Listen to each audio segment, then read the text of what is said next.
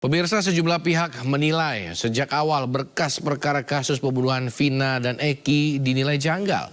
Pasalnya hingga 8 tahun lamanya masih ada 3 pelaku yang tak kunjung ditangkap. Lantas, apakah benar ada upaya untuk menyembunyikan ketiga pelaku pembunuh Vina? Untuk membahasnya telah bergabung bersama kami Ketua Indonesian Police Watch atau IPW, Pak Sugeng Teguh Santoso. Selamat sore, Pak Sugeng. Selamat sore, Mas. Pak, Selamat sore, pemirsa. Ya, Kedengaran suara saya?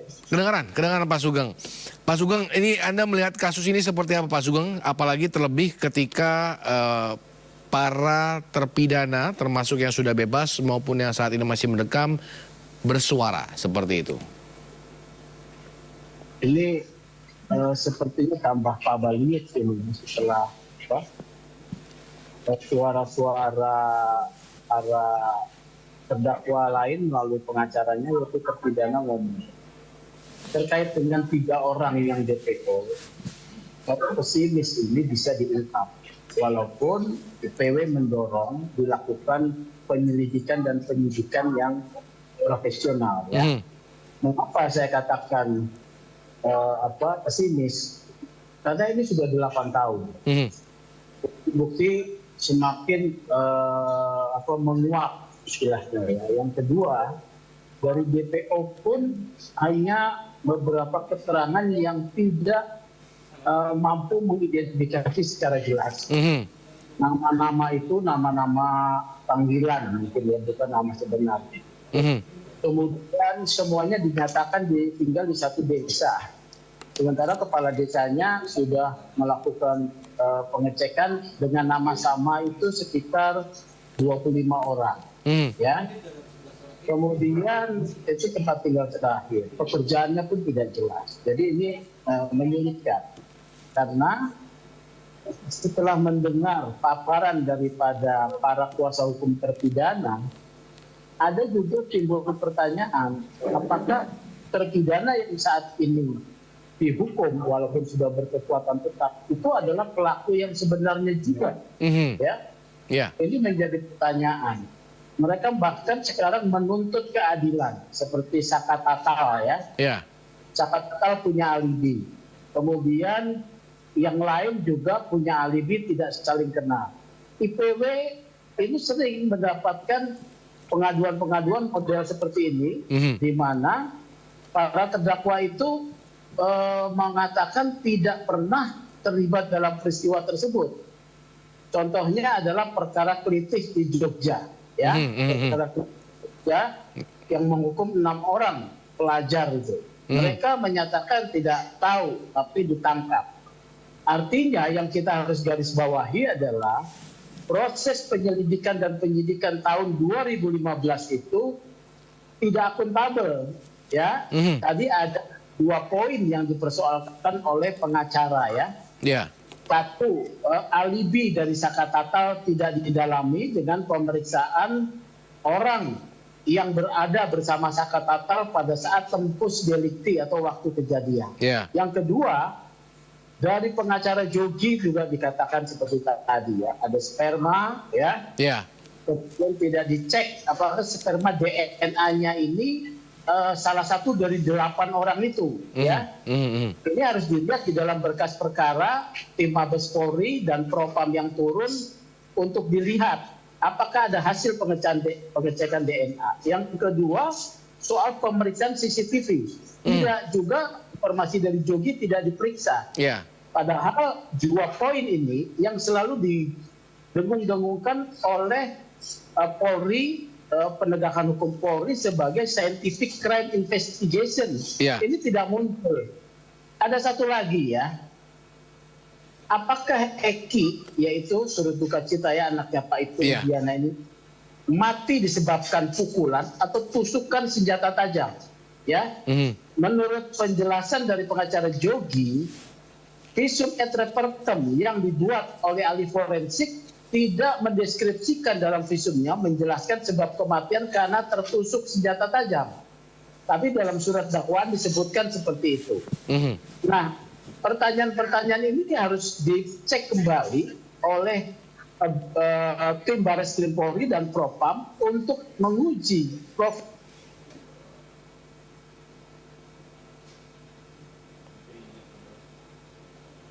Nah, penyidik baik. Polres dan Polda ya. Jadi begitu. Oke.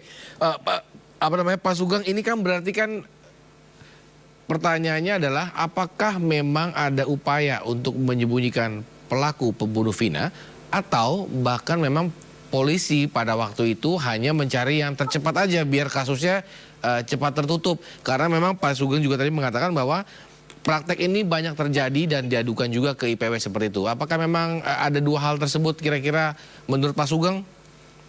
Polisi tidak akan menyembunyikan pelaku kejahatan. Itu harus digarisbawahi ya. Pelaku kejahatan kekerasan jalanan apalagi ya. Kecuali ada tindakan-tindakan yang bernilai transaksi besar ya. Oknum polisi mungkin saja ya. Yang kedua, korban justru adalah anak polisi. Tidak mungkin ya polisi menyembunyikan. Jadi harus digarisbawahi. Kalau analisa IPW, ini adalah unprofessional conduct. Ya, tidak profesionalnya polisi Polres Cirebon saat itu di dalam menyelidiki dan menyidik perkara ini. Sehingga menjadi pertanyaan 8 yang ditangkap itu sekarang menyampaikan keluhannya, komplain ya, walaupun sudah dihukum oleh kekuatan tetap. Apalagi yang 3 orang. Karena dimulai dari proses penyelidikan dan penyidikan yang tidak profesional, bisa dibuktikan dengan identitas yang tidak jelas, ya, maka perkara ini akan semakin sulit menemukan keadilan bagi Vina dan Eki. Ya. Baik.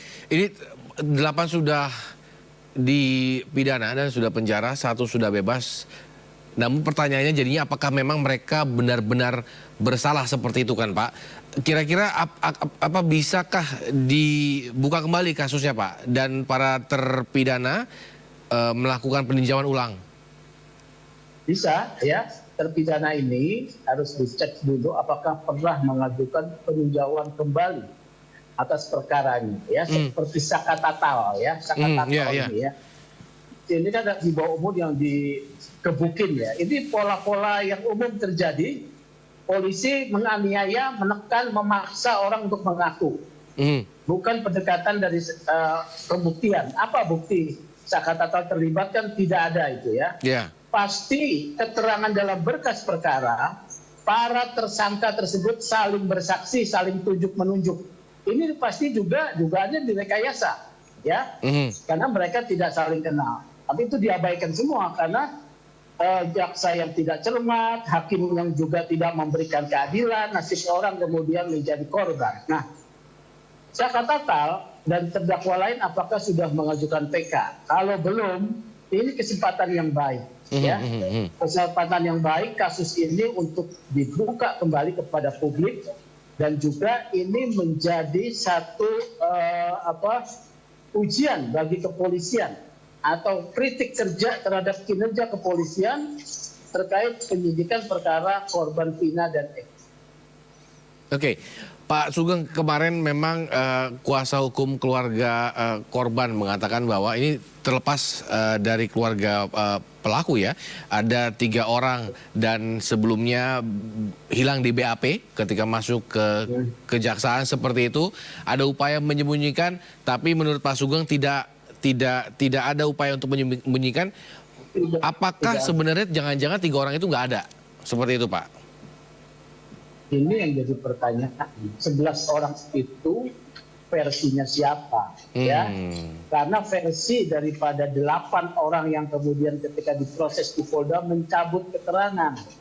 Ini versi siapa? Karena tidak ada saksi yang melihat peristiwa pidana yang terjadi.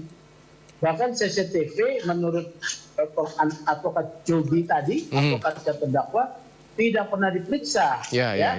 Ini yang menjadi pertanyaan. Karena begini ya, polisi pun, Polri ya, institusi Polri pada tingkat di Mabes itu juga pusing kalau kemudian satu kasus menjadi viral dan menjadi perhatian publik. Akhirnya turun dari Mabes Polri. Tetapi data yang ada minim. Iya, betul. Apalagi proses penyelidikan tadi unprofesional kalau saya katakan. Ini makin menyulitkan. Kita tidak tahu nih pelakunya 8, 11 atau berapa. Ya. Ini pasti akan dicek oleh Bareskrim dan juga Propam, proses tahapan metode penyelidikan dan penyidikan oleh Polres Cirebon dan juga Polda Jabar waktu itu. Ya.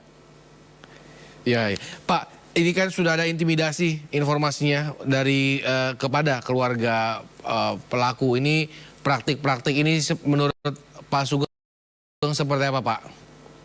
Hati-hati, zaman sekarang ini banyak undang-undang ya. Hati-hati. Jadi ada saja ada yang ingin menangguk di air keruh ya. Jadi seperti itu.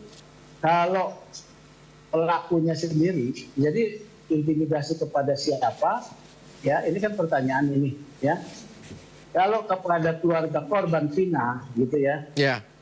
Ini bisa juga konspiratif, ya. Ada yang ingin menggulirkan terus kasus ini supaya terus menarik, Ya. Ini model zaman sekarang. Ingat nggak Richard Lee itu, Dr. Richard Lee itu? Ya. Yang memviralkan sendiri pencurian yang terjadi di toko yang katanya miliknya. Iya, betul. Ya, ini model-model yang seperti ini juga harus hati-hati. Jadi jangan cepat percaya. Kalau ada intimidasi, polisi pasti akan melindungi. Ya, dilaporkan saja. Kemudian polisi harus mengecek. Saya menduga itu nomor yang tidak akan bisa dihubungi lagi. Ya. Kalau ke keluarga pelaku, Pak, ada intimidasi seperti itu menurut Pak Sugeng?